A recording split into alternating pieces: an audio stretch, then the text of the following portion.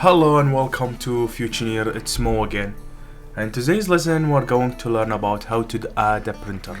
So you bought a new printer, now it's time to connect it to your PC.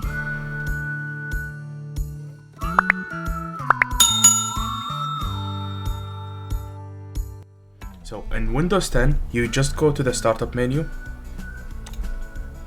You start searching for printers and scanners, and now you go here into add a printer or scanner.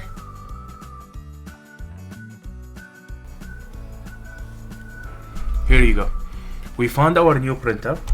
You select it, add the device. Now it's connecting to the new printer.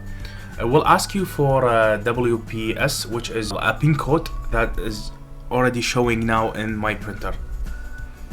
So I will enter the code as is. Here you go, next.